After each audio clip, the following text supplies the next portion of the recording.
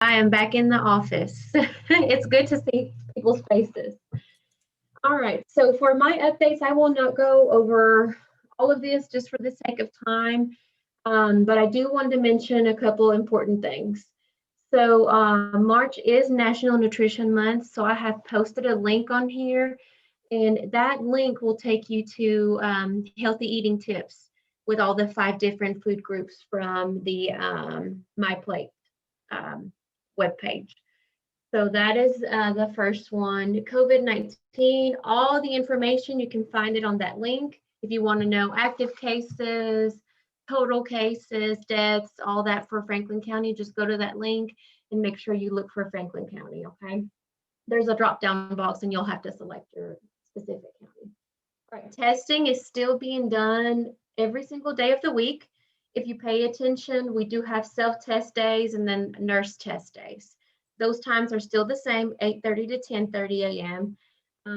Beginning next week, we will have extended hours, and that will be on Tuesday. We will be opening at 7 a.m., and this is only for vaccine. Those extended hours are only for vaccine. So Tuesdays will be 7 a.m. in the morning. You'll have to call and get an appointment. And then on Thursdays, we will be open. Our last appointment will be until at 6:30. Okay. So we will have extended hours coming up next week. If you guys have any questions about those, I can feel free to email me about them. The next important thing that I want to mention is that we are now at phase 65 and older and 1C. So 1C will qualify like teachers, and there's a whole list that you can go. If you uh, scroll down a little bit, Melanie, if you go to this covid19.tn.gov link, you can go on there and see if you qualify for the phases that we're in right now. So right now we are at 65 and older and 1C. For more detailed information about the 1C category, please go to this link that is provided down here. And then lastly, back to school bash.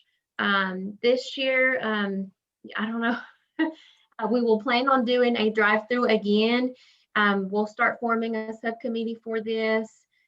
For those of you who don't know what it is, it's just where we collect school supplies and backpacks and we just have a drive-through event and give it to kids in our county.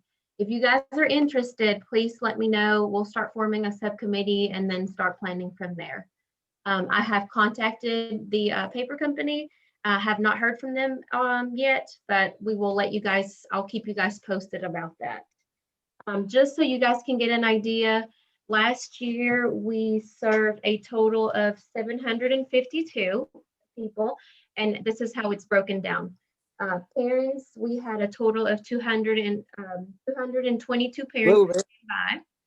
And then students, we had 530 students that received school supplies, backpack, all of that. So it is time to start planning for it. If you guys will please contact me if you're interested in helping in any way.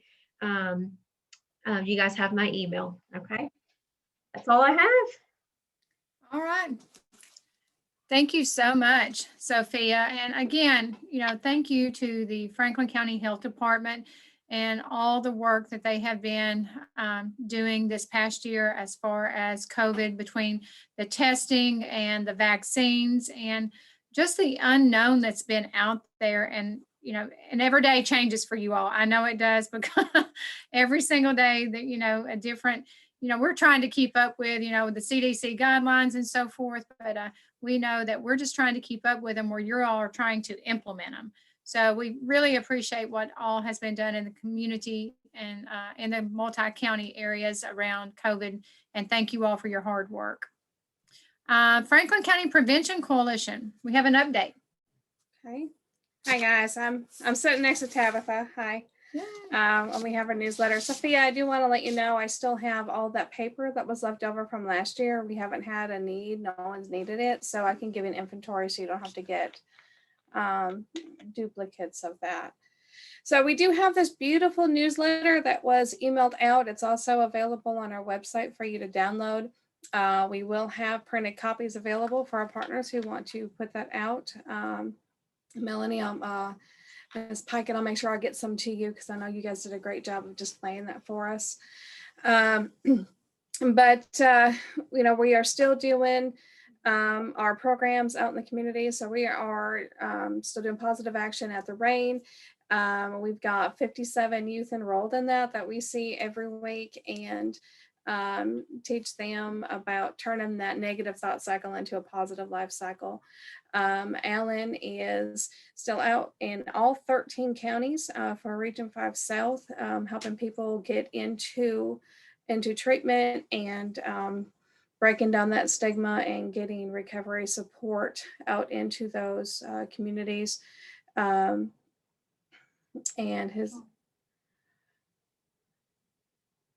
we have, sorry, we went backwards here for a second. We've got our partner spotlight, and Laura will talk about that here in just a few minutes.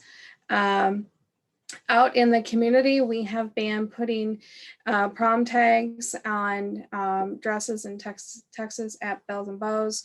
We have our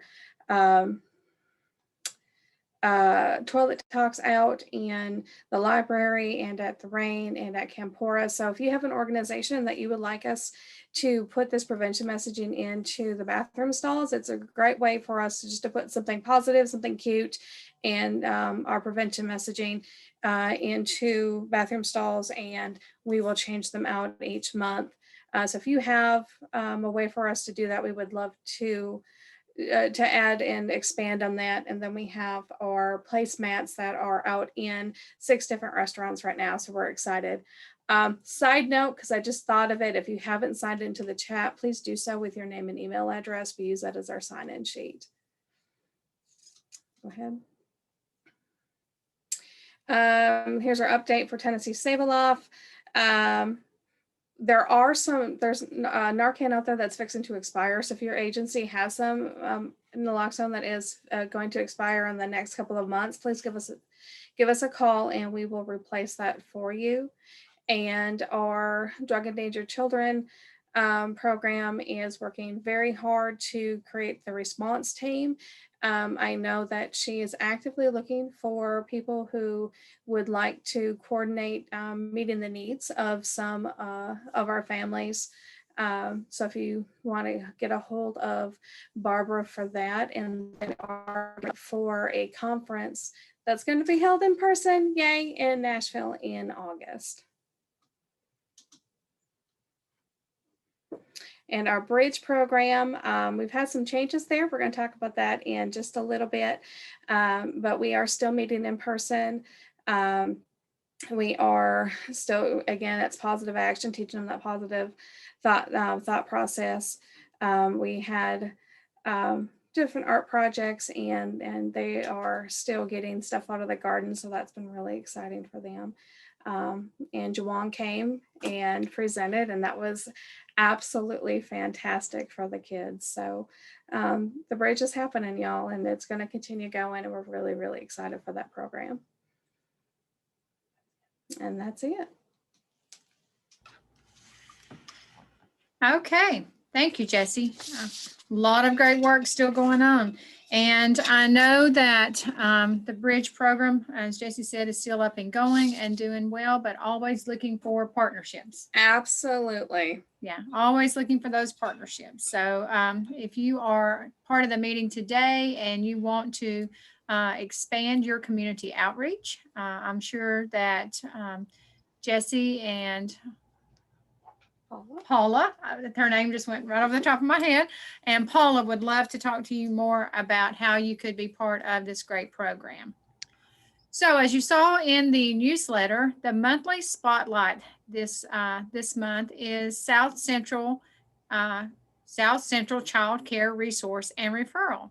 And that is going to be Laurel Stone. Laurel has been part of the coalition for many, many, many years now, right, Laurel? And we appreciate your partnership over all the years, and also the work that you all do out there. And I do believe, Miss Laurel, did you not recently have a birthday? Yeah, it was my birthday weekend. My birthday was Saturday. Okay, so happy belated birthday to you, Laurel. And Thank we will turn the monthly spotlight over to you at this time for your presentation. Thank you. Hi, everybody. I've met most of y'all, and I was just thinking about, how many years I've been with CCR&R for over 15 years now. It was maybe a couple years into my work, I started covering Franklin County, but I'm a Tullahoma native and in Coffee County. But Franklin County, I love, is my favorite place, my second home around here. I think I feel like I've really connected to y'all. So I've met a lot of y'all through a lot of meetings, and I know y'all know that I'm also on the board of several nonprofits and that kind of thing. But I think sometimes people forget actually what I do for my work during the day. And of course, right now it looks a little bit different than pre-pandemic, but we are still doing all of the things that we set out to do. We are contracted, I was trying to think of the right word. We're contracted with the Department of Human Services to work with all the child care agencies in Tennessee. And we work with parents, and they want us to also be part of the community, is why you see me at community meetings and collaborating with everybody, because we're a resource. We are a resource, first of all, I think, for child care agencies. So all of the child care agencies in our communities, if they are licensed by the Tennessee Department of Human Services, who license child care, then they are required to have a certain amount of professional development, and they have compliance with licensing that they need assistance with. And so we're here to assist them with that. Just like all of us with our jobs are supposed to have certain amounts of professional development, hours, training ongoing throughout the years, so are those child care professionals that are working with the children every day. So we provide that training. And right now, because of the pandemic, it's all through webinars. Yes, Josh says check. In quote unquote normal times, as we say. Check, but I think somebody's not muted. In normal times, we would have training workshops. I know we've done them over there at Campora. I've done them at the library in Winchester. So we have face-to-face training workshops in normal times where they would come together, and we have a variety of topics that we train on, whether it's things that you all have heard about, like ACEs and trauma-informed care, emergency preparedness, a lot of those things, to child development, brain development, behavior management, everything you can think of related to children, so that those child care teachers and directors are more prepared to care for our children in our communities. So we have a website, that tnccrr.org. You can look at all of our training topics. You can even attend our webinars, because there's so many different topics. It relates to other people in the community also, or parents, if parents want to attend one of our webinars. And again, we do work with all the licensed agencies. I cover Franklin as well as Coffee, Lincoln, Bedford, and Moore counties. That's why some of you see me at other meetings in other counties. And of course, I'm pretty active in my own county in Coffee. We try to, I know all of y'all know, I try to set up at community events, more so in 2019 than 2020. To hand out information, whether it is about safe sleep for babies or how to find quality childcare. We're here for the community and for families in that sense also. If a parent wants to email me or call me to ask about what to do when they're looking for childcare, we're here for that. So you can always contact me at my email. And some of y'all have done that throughout the years. So I appreciate y'all reaching out to us, because again, another reason I go to community, and I'll have to be quiet here in a minute because I could go on and on. I always tell people I speak for a living, but other reasons that you see me at community meetings is so I can network with all of you to know what you're doing, what resources are out there, who can I connect this family or this childcare teacher with that has something that they have a need for in the community, whether it's resources like we have at Campora, as far as food and clothing, or whether it's resources like maybe the Prevention Coalition has, like a lockbox, or if it's a food commodity giveaway. I try to make sure I know what all of those are in every county, and that's why I appreciate the Prevention Coalition having resource pages and everybody constantly networking and trying to figure out what everybody does. I always say I'm connecting the dots.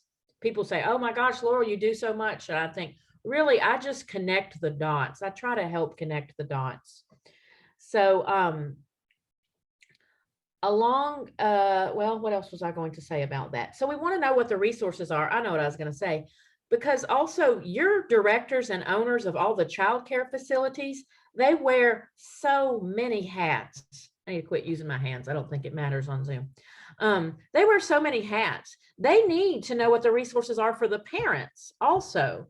So maybe there's a director that knows, about a clothes closet, but maybe they don't know about something like domestic violence resources, and we can tell them what those are.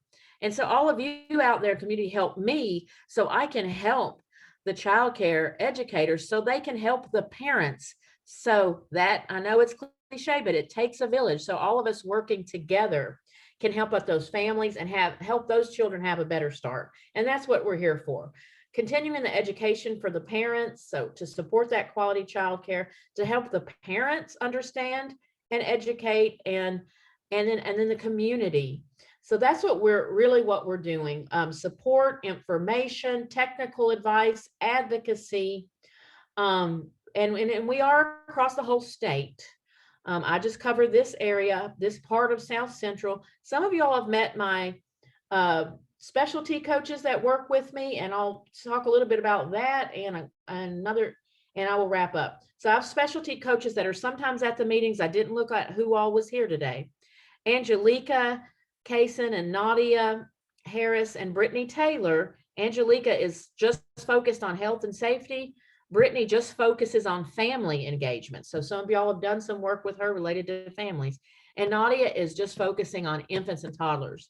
So there's a whole group of us in every county, all with their different focuses. So whether you're a parent that's looking for childcare, if you're an educator in the classroom, or you own your own center, you need resources for the children, we are here for your resource. So if you need anything or have any questions, you can just reach out to me. I appreciate, again, I am not lying when I say Franklin County really is my favorite.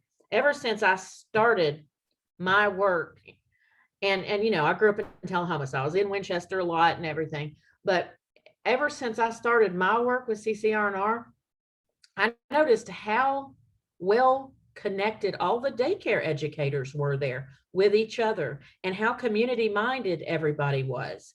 And then when I started going to Health Council and later Prevention Coalition, and then later they joined together and that kind of thing, Franklin County CAB, I realized how strong of a community it is. And that's why I love helping out in any way that I can. So I'm here for you, whether it is some of the things I mentioned or anything else in the community. I'm here for you. So thank you, Franklin County.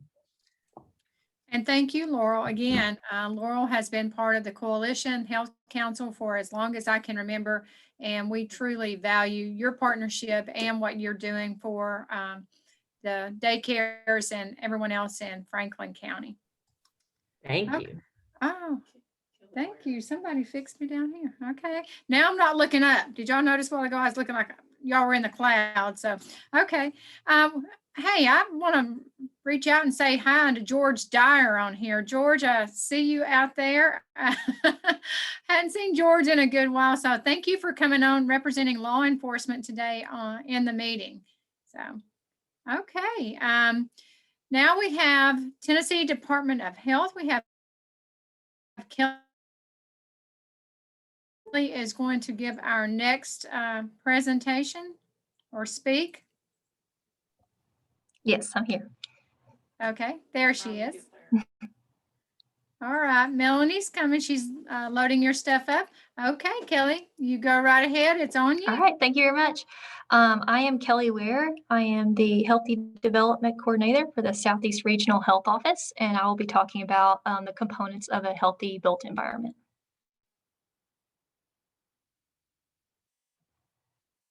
Next slide. Okay, thanks.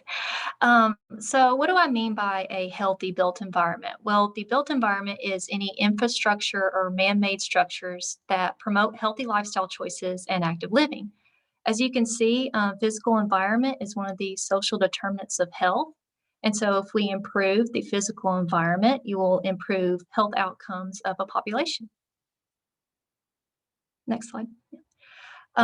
So some infrastructure that will promote active living are sidewalks so that pedestrians have a safe space to walk near streets, bike lanes that are separated from oncoming traffic, greenways that provide paths through nature that people can enjoy the outdoors safely, public transit systems that people who don't have access to cars can go from point A to point B, and it actually is a active mode of transportation because you walk to the bus stops and get off at the bus stops to your destination.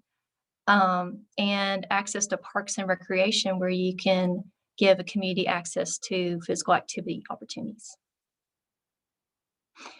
So how can we improve the built environment? Well, I've highlighted 4 areas that we can help improve the built environment through streets, improving rural areas, parks and recreation, and promoting active living within the communities. So some of the street solutions that we can do is we can reduce pedestrian and bicyclist injuries on the road by slowing down traffic. And we can slow down traffic by providing crosswalks for the pedestrians to walk across. We can make it to where it has paint, bright lights, signage, flashing lights. That way cars can know where the pedestrians are going to cross and that the pedestrians know where to cross. Bike lanes, we can provide barriers. As you can see on the top left picture, there is a barrier between the cars and between the bike lanes and pedestrians that adds extra safety to everyone that's on the street. Sometimes these improvements can be costly or they take a long time to build. So if that's not an option, we can do temporary improvements to the streets, such as putting cones or tape or paint down to create parking spaces, bike lanes. We can also create parklets, or some people call them pocket parks, where you can block off a space to where cars can't get in there. And we can put vendors in there. You put playgrounds, you can put art. This is a place where pedestrians can, gather and bring people to the city, and it could also slow down traffic. We can also do walk audits to assess the walkability of existing streets. You can download surveys from reputable sources such as AARP and the CDC. You can gather a group of people, walk them down the street, and they can check off these categories that are in these check sheets, such as is it wide enough, the sidewalks, is it level, assess the walkability of the street. You can score it, and then you can send it to your planning department to kind of give them input from the community about their streets. You can also advocate for active transportation by promoting complete streets. Complete streets are streets that allow all modes of transportation, such as cars, bikes and pedestrians. If all of these can use a street safely, it's called a complete street. We could also promote ADA compliance. I think this is something that's very needed in the community to make sure that those with disabilities and the elderly can use the street safely. We can also promote active transportation by a city could use the Vision Zero policy, which is a commitment to zero pedestrian or bike accidents and creating measures that work towards that goal. You can also partner with, there's a company called Safe Routes to School. They give out grants for walking school buses, and walking school buses are where a group of students and their guardians gather together and they map out a route to school and they all walk together, and that'll reduce any injuries that could happen. And you could also promote shared use agreements. This is where recreational facilities are open to the public, such as schools or any ball fields that host events. When they're not actively hosting an event or having school, you can make those facilities open to the public and they can use it, and that'll give them access to recreation opportunities that they didn't have before. So a lot of those solutions I talked about before were kind of more urban oriented. So here's some more rural solutions for active living. We can improve access to public transportation. I know in certain areas, public transportation isn't available or it's spotty. So I think we really need to work on improving that access. We can create complete streets in small town centers. We can utilize activity centers that are already there and kind of spread awareness to those communities that there is a community center that offers activities that they can utilize. We can also revitalize abandoned structures such as schools or any kind of old buildings. You can turn them into community centers and host activities there that'll provide access to those rural areas. Next slide. Okay. So now let's talk more about parks and recreation. You're more likely to utilize parks and be more physically active if you actually live closer to parks and recreation. So you can kind of do a Google search and check local parks and recreation near you. I know Winchester has a park and recreation department that has facilities for recreation. In Huntland City Park, they received a Blue Cross Blue Shield grant that helped them build a playground. You can see the upper right-hand picture. Also near you is the Mountain Goat Trail, which is a walking and cycling trail along the old Mountain Goat Railroad. It's kind of the bottom right. It's a little small, but the goal of this trail is to connect Cowan and Palmer along kind of Highway 41A and to create one long trail that you can hike or bike or walk along. And the spots in green near Suwanee, kind of north of Suwanee and a little bit west of Tracy City, those have been paved and completed, but the rest are kind of in progress. But it'll be good once it's completed to provide recreational access to all those communities. Next slide. We also have South Cumberland State Park that's near you that has hiking, climbing, splunking, that's cave exploration. Timms Ford State Park, they have their Blue Way, the pictures on the right there. We also had the Healthy Parks, Healthy Person app that was partially funded by the Tennessee Department of Health. It is free. You download it on your phone. You record any activity that you do in the parks, and that activity adds up into points, and those points can add up to prizes. So that's kind of a fun way to promote activity in the parks using that app. So Tennessee Department of Health also funds recreation projects in the counties through the Access to Health through Healthy Active Built Environments grant. In 2019, they gave $10,000 to each county. Franklin County spent their money on a playground at the Franklin County Farmers Market area. And in 2020, they were given $20,000 to fund a playground and pavilion at the Dry Creek Beach area. Another larger project, this was like over $50,000, was to build a playground at the Cowan City Park. You might have seen it. See on the right there, it's a little playground in the form of a train. From what I understand, that's cultural significance there. And so Tennessee Department of Health is really active in promoting parks and recreation opportunities in the communities. So what can parks do to promote use? Well, they can improve access to within parks, such as trying to provide access through bus routes or opening up new sections open to enter the parks. You can pave trails within the park so it's easier to hike. You can expand activities in the park to provide a variety of activities. You can do a physical activity information outreach. They can have a Facebook or Twitter where they can tweet facts about physical activity and how going outside is good for your health. They can improve the appearance. If a park looks run down, then people are less likely to use it. So just investing in maintenance is a good idea, and providing volunteer opportunities to where the community feels like they're involved with their parks and recreation. So what can the public do for parks and recreation? Well, they can volunteer for events. They can help teach classes or activities to provide that wide range of activities offered at the parks.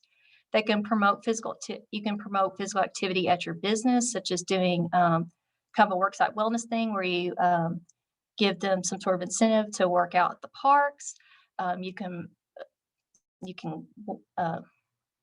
share on social media, post pictures at the parks. You can share about events, and you can invite friends and family to join you to kind of bring more people to the parks. Let's see if we have time. Yeah. Okay, so I just wanted to ask you, since I'm kind of new to the area, what you would like to see improved in Franklin County as far as the built environment. Would you like to create more complete streets, improve walkability, create safe routes for students, improving public transportation in the county, or expanding and improving parks and recreation? So does anybody want to help me out with that question? Kelly, I think that what you all have done to help in developing the existing playgrounds in the cities is wonderful. I think it's been great to have those opportunities for children to get out and play, but also for family engagement with their children in those areas. I live in one of the cities that we have a park, but it is a city park. So with that being said, I saw that Cowan has one, and Winchester has one, and Huntland has a beautiful park down there. So making sure that all the cities have new playground equipment and proper playground area for all the children, as well as walking opportunities for parents and families would be great. Thank you so much. Anybody else? I live in Estill Springs, by the way. And I have to put a plug in for that Huntland Park. It is a block from my house, and my boys call it their park. Just so you know, that's their park, as they say it. And it's really enriched the area. So doing that in more areas in the community, I think would be great. Okay. All right. Thank you so much, everyone. Next slide. All right, this is just kind of an overview of what I do. I assist Franklin County with any built environment projects. I help with grant applications, funding search assistance, built environment evaluations such as those walkability assessments, presentations, link people in the community. So here's my email at the bottom left. You can also ask me for my email in the chat. Well, actually, I'll just put my email in the chat. But there's my contact information. Next slide. And thank you so much for presenting. For letting me present. If you look on the Tennessee Department of Health website under Built Environment, there's the Built Environment and Health newsletter. It provides information about funding opportunities, anything built environment related in the state, any kind of news and updates. It's free. You just put your email address in there and you'll get a newsletter every other week. So thank you so much.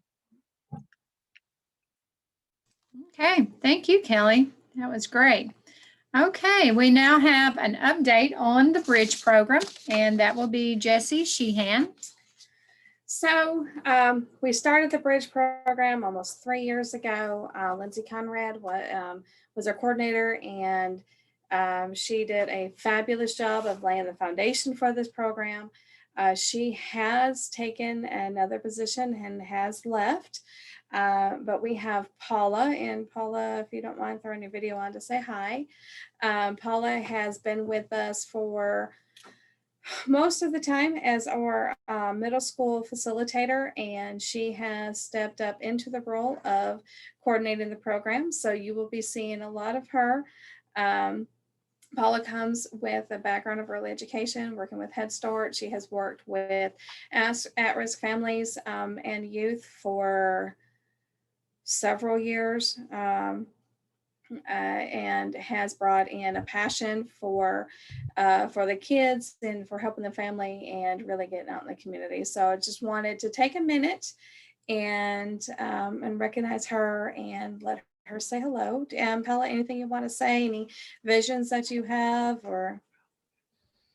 I just want to say that I'm very excited. I hope that I can grow what Lindsay has already laid the foundation for. So yeah, you'll be seeing and hearing a lot from me. In the Bridge program, I know I see some new names on here. The Bridge program is one of our prevention programs that we work with identified at-risk youth in grades 3 through 8. And part of this program is a family engagement piece. So we do a lot of work with the families. We do parent workshops, we give them education, but we also work with them as a family group and just help strengthen that parental connection, because we know that that is one of the biggest protective factors our youth have. So the Bridge continues to grow. She's added 6 kids in the past week and a half. And so, when we started, we had 10 total, and now we're hitting, we got to be close to 40 kids that are active. They don't all come every week because they might be involved in school activities, but that's quite a few kids that we've grown to, and we want to continue to grow that program. So another piece of this program is community attachment. So we often have members of the community that will come in and share with our kiddos what they do and ways that the kids can get connected in their community, because again, that's another protective factor for them. So if that's something that interests you, by all means, call me or call Paula, and we'll see how we can work together. Okay, thank you. Thank you. So now is the time in our monthly meeting that we have community partner announcements. So what's happening? I love all these slides. Okay. Does anyone have anything that's happening in, okay, Kathy, go ahead. Hi, I'm Kathy Milam, and I'm the president of NAMI Chattanooga. And if you don't know what NAMI is, it stands for the National Alliance on Mental Illness. We are the country's largest and oldest grassroots organization dedicated to bettering the lives of those families who have a mental illness in their family. And I don't know if you ever get requests, but I know about 15 years ago, when my daughter was first diagnosed, I had no resources. I lived up in Michigan at the time, and I remember going to the health department and saying, my daughter is mentally ill. What have you got for me? And they had nothing. So my goal is to get the word out that NAMI is here. We have programs, we have support groups, and we have a helpline, which I will put in the chat too, and we answer calls from all surrounding counties, and we direct people to the help they need. I wanted to mention a couple of different events coming up. For one, tonight we will have a Facebook Live event. And if you follow NAMI's Facebook page, we will be telling our stories there. And also on April the 15th, we will start teaching NAMI's signature class, Family to Family. It's an evidence-based class that helps caregivers understand their person with a mental disorder. And it's 8 sessions. We cover a lot of information. We talk about the brain, medications, how to communicate, how to get help, how to work through this system that's kind of dysfunctional, and how to communicate, and empathy. And it's just a great class, and it just probably saved my family about 15 years ago. So that's all I have. And thanks for listening, and thanks for all you do. Thank you. Kathy. Thank you, Kathy. Does anyone else have any kind of announcements that they need to make at this time? Hi, it's Tech Sergeant Empathy Guerin, and I just wanted to let you guys know, I think you might be aware, but we have the trailer, the Stashed Away trailer that is now ready to take out to communities. And so I think our first one that we're doing is the end of this month. So we're pretty excited about getting back on the road and being in communities again. And actually, and Lieutenant Teal has been putting together another boot camp training. So hopefully I'll get that email out to you guys as soon as we have our next date picked. All right. Thank you. What was that name? Which one? Your name. Oh, it's Empathy. Okay, Empathy. And your last name? Guerin.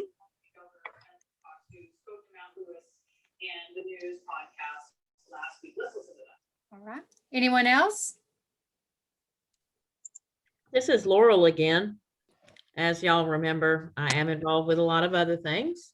One being a board member of Isaiah 117 House. So we have a save the date for you. Our annual golf tournament will be September 24th at Willowbrook Country Club in Manchester.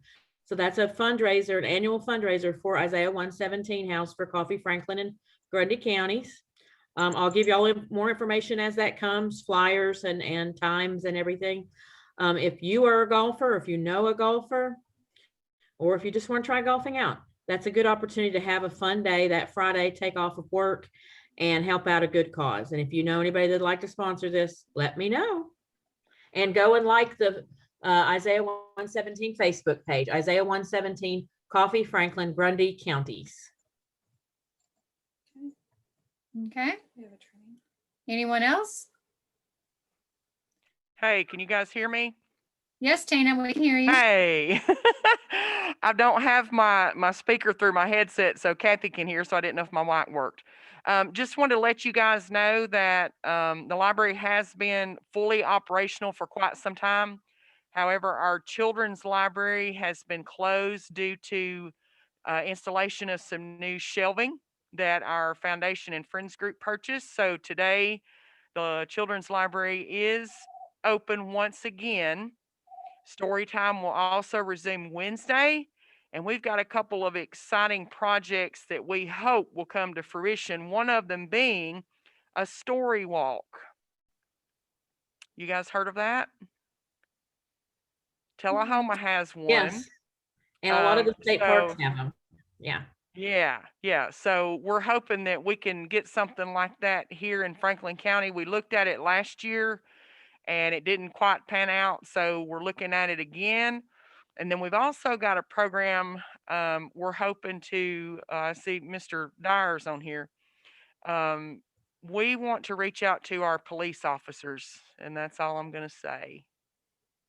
Well, we've got one of the best on here today. So, George, you have anything you want to say about it?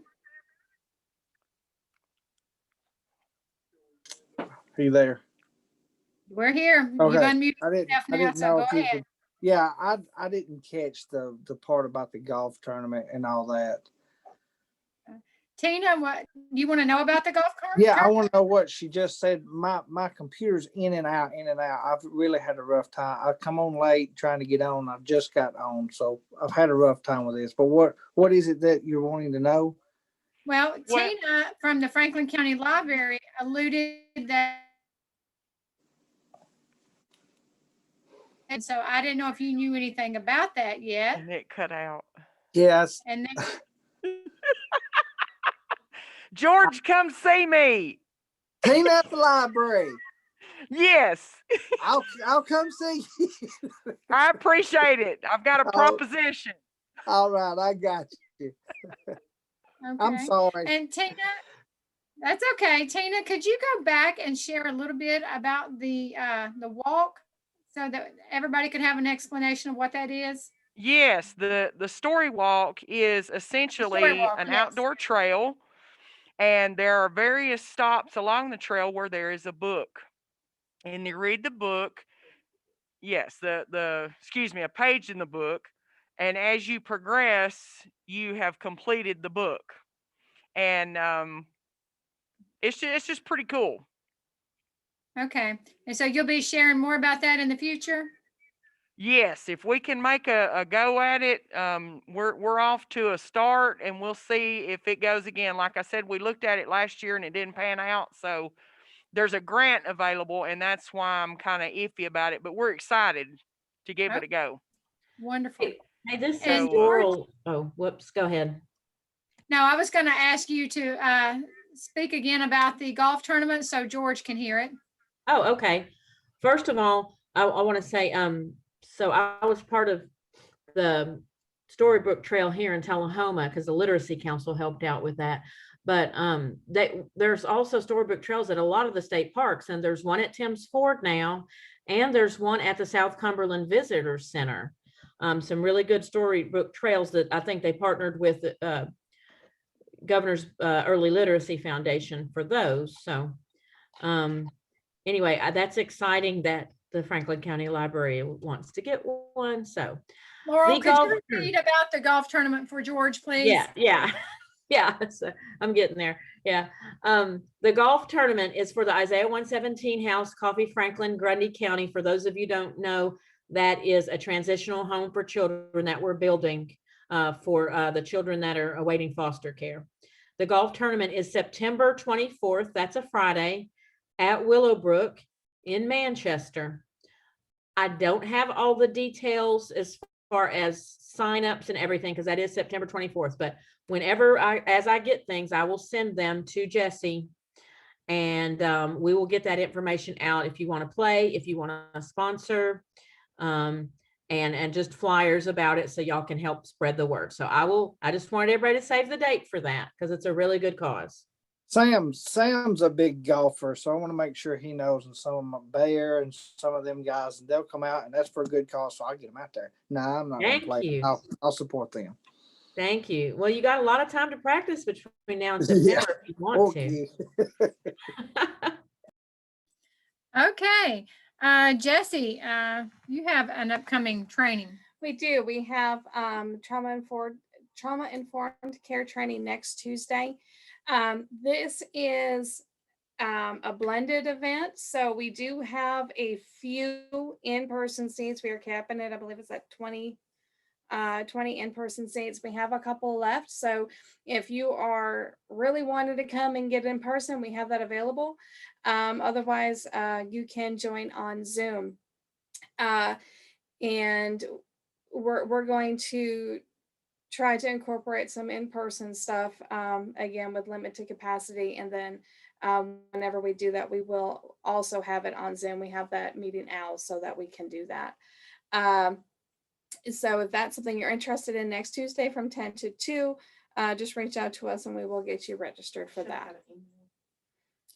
Is the email not showing on there? They should have got an email. Yeah, okay, yeah, you should. Sorry, Mel's in here too.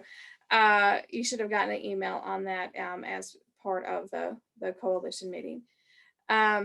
Next meeting is April 19th, and that is going to be a blended meeting. So we are going to allow 25 people to meet in person, and then the rest will be on Zoom. So if you want an in-person seat, let us know so we can get that reserved for you.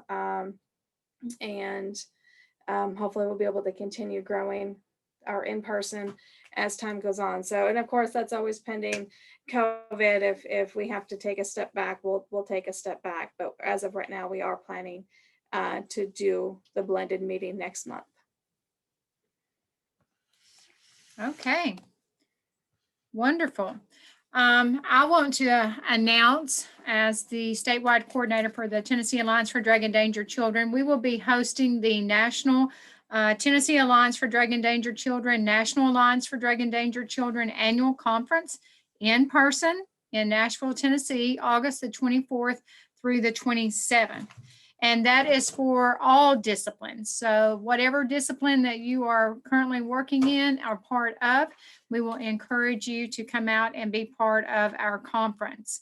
Again, it's going to be in Nashville and it is in August. And we're so looking forward to having a lot of great training sessions and also some phenomenal keynote speakers that will be there as well. So, and Jesse and Barbara can get you more information about that and share that information. And the registration link should be going up any day now. Okay. Anyone else have anything that's happening? Tina, is the storybook trail, has that already started or is that something in progress? That's something in progress. We are just now beginning to look at the grant and try to find partners. But as I said, we're off to a start. Well, Kelly Ware is available to assist you with the grant if that's something you're interested in. Yes, absolutely. Do you have So, contact information for her? yes, she was our speaker today. Yes. Kelly Ware. I'm sorry. I thought you said Kelly Winger. Sorry. No, Kelly Ware. Well, Kelly Ware, I've got your contact info. Well, thanks so much. I'd be happy to work with you. We look forward to it. The thing that I alluded to with the police officers is we're trying to work out some training. Okay.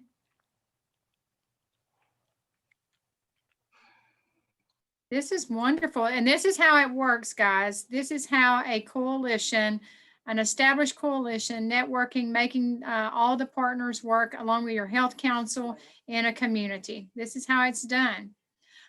George, would you happen to know if there's going to be a self-defense class that's going to be offered anytime soon? This is just a personal question I'm asking. Are you talking about the RAD class? I know we've done that in the past in Franklin County, a RAD class, or even just, you know, with high school graduation getting ready to come up and a lot of young females going off to college. I think it'd be a great opportunity to offer one of those self-defense classes. I will talk to Kaylin about that, Kaylin Machida and Chris. I know one of our RAD people left for a new job, Holly. So, but I'll talk Holly Wilder. So I'll talk to Chris and see if we can get that. It needs to be done.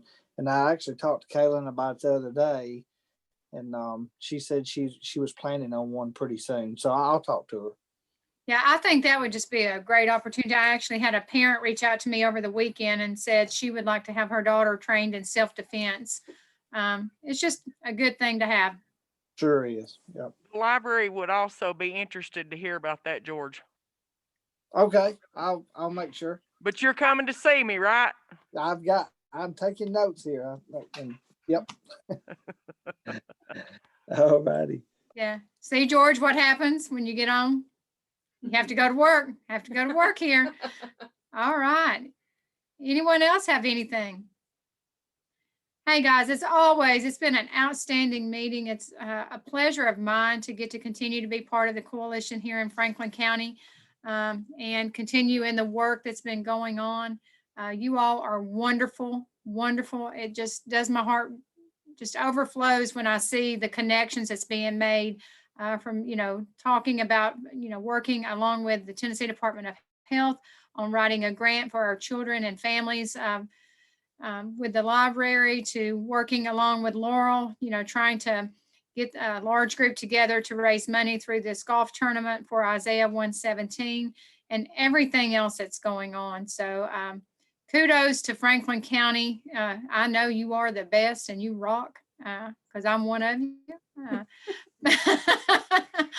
But with that being said, if no one has anything else, we'll again make a motion in just a minute to conclude this month's meeting. Again, remember, Jesse said next meeting is April the 19th. There will be in-person and Zoom options. So yay, we are moving. We're coming back. And I just can't wait to see what all is going to be going on in Franklin County in the months to come. Does anyone else have anything?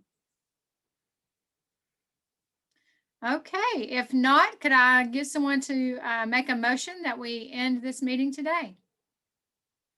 I'll make a motion. Okay, Melanie Morrow made the motion that we conclude the March meeting of the Franklin County Prevention Coalition, Franklin County Health Council, and we will resume our next meeting on April the 19th. Everyone take care, connect with each other, and we will see you in April.